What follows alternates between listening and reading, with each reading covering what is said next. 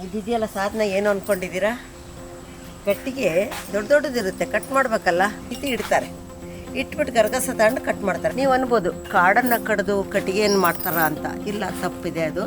ಇವ್ರು ಏನು ಮಾಡ್ತಾರೆ ಅಂದರೆ, ಇಲ್ಲಿಗೆ ಬಂದಿದ್ದೀವಿ ಈಗ ನಾವು ಫೈರ್ ವುಡ್ ಹಟ್ ಅಂತ, ಅಲ್ಲಿದೆ ನೋಡಿ ಬೋರ್ಡು. ಹಂಗಂದರೆ ಸಾಧನ ಫಾರೆಸ್ಟ್ನವರು ಅಡುಗೆ ಏನು ಮಾಡ್ತಾರಲ್ಲ, ಗ್ಯಾಸ್ ಇಲ್ಲ, ಯಾವುದೇ ರೀತಿಯ ಕರೆಂಟ್ ಒಲೆ ಇಲ್ಲ, ಎಲ್ಲ ಕಟ್ಟಿಗೆ ಒಲೆಯಿಂದಲೇ ಅಡುಗೆನ ತಯಾರು ಮಾಡೋದು. ಅದಕ್ಕೆ ಕಟ್ಟಿಗೆ ಬೇಕಾದಂಥ ಕಟ್ಟಿಗೆನ ಇಲ್ಲಿ ಶೇಖರಣೆ ಮಾಡ್ತಾರೆ. ನೋಡಿ ಇಲ್ಲಿದೆಯಲ್ಲ, ಮಳೆ ಬಂದರೆ ಒದ್ದೆ ಆಗುತ್ತೆ ಅಂತ ಒಳಗಡೆ ಹಾಕ್ತಾರೆ. ನೀವು ಅನ್ಬೋದು ಕಾಡನ್ನು ಕಡಿದು ಕಟ್ಟಿಗೆಯನ್ನು ಮಾಡ್ತಾರ ಅಂತ. ಇಲ್ಲ, ತಪ್ಪಿದೆ ಅದು. ಇವ್ರು ಏನು ಮಾಡ್ತಾರೆ ಅಂದರೆ, ಒಣಗಿದ ಮರಗಳು, ಬಿದ್ದಂಥ ಟೊಂಗೆಗಳು ಎಲ್ಲ ಕಡೆಗೆ ಕಾಡಲ್ಲಿ ನೋಡಿಬಿಟ್ಟು ಅದನ್ನು ಒಂದು ಟ್ರೈಲಿಯಲ್ಲಿ ಇಟ್ಕೊಂಡು ತೊಗೊಂಬಂದು ಅದನ್ನು ಕಟ್ ಮಾಡಿಬಿಟ್ಟು ಅದನ್ನು ಶೇಖರಣೆ ಮಾಡಿ ಅದನ್ನೇ ಇವರು ಅಡುಗೆಗೆ ಉಪಯೋಗ ಮಾಡ್ತಾರೆ. ಆ ರೀತಿ ಮರನೂ ಕೂಡ ಕಡಿಯದೇನೆ, ಯಾವುದೂ ಕೂಡ ಹಾನಿ ಮಾಡ್ದೇನೆ ಅಷ್ಟು ರೀತಿಯಿಂದ ಶೇಖರಣೆ ಮಾಡಿಬಿಟ್ಟು ಬಿದ್ದಂಥ ಒಣಗಿದಂಥ ಮರಗಳಿಂದ ಇವರು ಅಡುಗೆನ ತಯಾರು ಮಾಡ್ತಾರೆ. ಅಷ್ಟರ ಮಟ್ಟಿಗೆ ಗಿಡಗಳಿಗೂ ಸಹ ಮಹತ್ವ ಕೊಡ್ತಾರೆ. ಇಲ್ಲಿ ಇದಿದೆಯಲ್ಲ ಸಾಧನ ಏನು ಅಂದ್ಕೊಂಡಿದ್ದೀರಾ?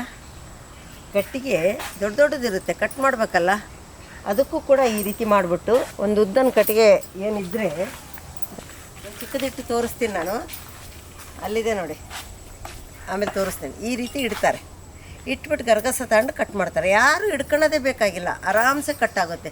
ದೊಡ್ಡ ಪೀಸ್ ಬೇಕಂದ್ರೆ ದೊಡ್ಡದು, ಚಿಕ್ಕ ಪೀಸ್ ಬೇಕಂದ್ರೆ ಚಿಕ್ಕ ಪೀಸು. ಇಲ್ಲಿ ಕಟ್ ಮಾಡಿ ಹಾಕಿದ್ದಾರೆ ನೋಡಿ, ಇಲ್ಲಿದ್ದಾವೆ ನೋಡಿ.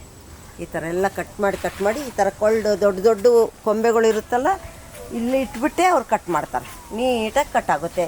ಅವರು ಒಂದು ಸೈಜಲ್ಲಿ ಕಟ್ ಮಾಡಿಕೊಂಡು ಒಲೆಯಲ್ಲಿ ಇಡಲಿಕ್ಕೆ ಅನುಕೂಲ ಆಗೋ ರೀತಿ ಎಲ್ಲ ಅರೇಂಜ್ ಮಾಡಿ ಇಟ್ಟಿರ್ತಾರೆ ಫಸ್ಟಿಗೆ. ಅದಕ್ಕೂ ಒಂದು ಸೇವಾ ಅಂತಿರುತ್ತೆ. ಇದಕ್ಕೂ ಕೂಡ ಏನು ನಾವು ಫಸ್ಟ್ ಸೇವಾ ಸೆಕೆಂಡ್ ಸೇವಾ ತಗೊತೀವಲ್ಲ, ಅದಕ್ಕೆ ಯಾರಿಗೆ ಸಾಧ್ಯವಾಗುತ್ತೋ, ಶಕ್ತಿ ಎನರ್ಜಿ ಯಾರಿಗಿರುತ್ತೋ ಅಂತಾರೆ ಇಲ್ಲಿಗೆ ಬರ್ತಾರೆ ಅಷ್ಟೇ. ಜಾಸ್ತಿ ಜನ ಹೆಣ್ಮಕ್ಳು ಬರೋದು ನೋಡಿಲ್ಲ ನಾನು. ಅಂದರೆ ಕೆಲವೊಬ್ರು ಬಂದಿದ್ದಾರೆ, ತುಂಬ ಸಲ ನೋಡಿದ್ದೀನಿ ನಾನು. ಗಂಡು ಮಕ್ಕಳು ಕೂಡ ಜಾಸ್ತಿನೇ ಇದನ್ನು ಸೆಲೆಕ್ಟ್ ಮಾಡ್ಕೊಳೋದು. ಯಾಕೆಂದರೆ ಗರಗಸ ತಗೊಂಡು ಹಿಂಗೆ ಕೊರೆಯೋದಿರುತ್ತಲ್ಲ, ಈಸಿ ಇದೆ, ಅದೇನು ಕಷ್ಟವೂ ಇಲ್ಲ, ಬೇಗನೆ ಕಟ್ಟಾಗುತ್ತೆ. ನೋಡಿದ್ದೀನಿ ನಾನು. ಆ ರೀತಿ ಅದನ್ನು ಕೂಡ ಸೇವಾ ಮಾಡಿಬಿಟ್ಟು ಶೇಖರಣೆ ಮಾಡೋದು, ಅದು ಒಂದು ಸೇವಾ.